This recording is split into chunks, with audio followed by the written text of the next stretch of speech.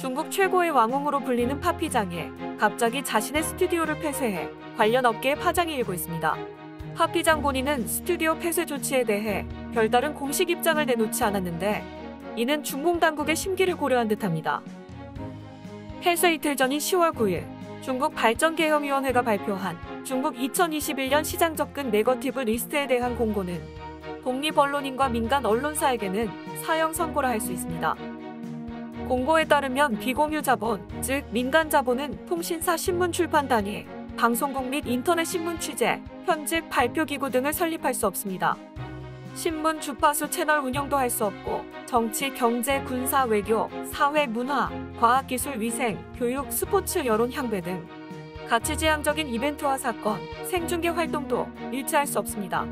국외에서 발간하는 신문도 수입할 수 없고 언론과 관련된 포럼 및 시상식 등도 주최할 수 없습니다. 중공 당국은 모든 뉴스와 미디어는 물론 심지어 스포츠 주제까지 금기시하는 최악의 입장을 표명했습니다. 이런 상황에서 웨이보 팔로워만 해도 무려 3천만 명이 넘는 파회장의 은퇴는 당연한 귀결이라 할 수 있습니다. 몸값만 해도 504억 원에 달하고 상상을 불허할 정도의 수입을 창출한 그녀지만 일찍이 은퇴 위기를 경험한 바 있습니다. 2016년 4월 중공 인터넷 검열기관인 광전총국은 동영상의 욕설이 빈번하다며 모든 사이트에 게시된 해당 영상을 수정하라고 명령했습니다. 당시 파피장 팬들은 진짜 이유는 장점인 전 중공 주석이 2000년 홍콩 기자들에게 비상식적으로 화를 낸 사건과 관련해 파피장이 너무 젊고 심플하다라는 동영상에서 쓴 안경이 당시 장점인을 연상케 하는 등 조롱했다는 겁니다. 당시 황급히 영상을 수정한 파피장은 사회주의 핵심 가치관을 견지하는 영상을 만들 것이라 약속하고는 그 후부터 댓글도 관리하기 시작했습니다. 이후 같은 해 7월 파피장은 자신의 1인 방송에 실을 광고를 경매한 지 7~9년 만에 38억 8천만 원에 낙찰되는 최고가 기록을 세웠습니다. 2018년 6월 바이두는 공식 계정에 파피장의 바이두 출근 첫날을 기념해 18억 위안의 현금 홍바오를 뿌린다라며 그녀를 바이두의 콘텐츠 담당 임원으로 발탁했다고 발표한 바 있습니다. 일상 속 주제를 코믹 설정한 짧은 동영상을 제작해 중국 젊은이들의 전폭적인 지지와 공유를 이끌어왔지만 중화권 연예계에선 그녀의 은퇴설이 파다했다고 합니다.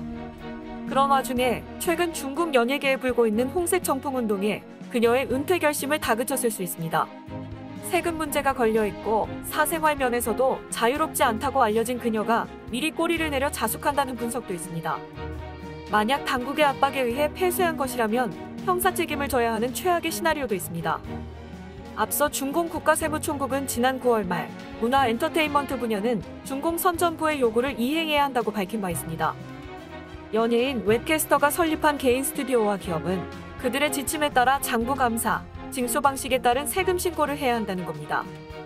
이러한 관점에서 볼 때 파피장의 스튜디오 폐쇄 결정은 당연한 조치일 수도 있습니다. 파피장뿐 아니라 중화권 미디어 왕국을 장악해온 마윈의 알리바바와 엔트그룹 또한 미디어 업계에서 조용히 자금을 회수하고 있습니다. 마윈의 거대한 미디어 왕국은 소셜미디어, 비즈니스 저널과 플랫폼, 엔터테인먼트 플랫폼 등과 웨이보, 알리바바 픽처스, 화하부 브라더스, 타오바오테나이 외에도 화수미디어, 광선미디어, 제일제경미디어, 한계없는 뉴스, 사우스차이나 모닝포스트 등도 있습니다.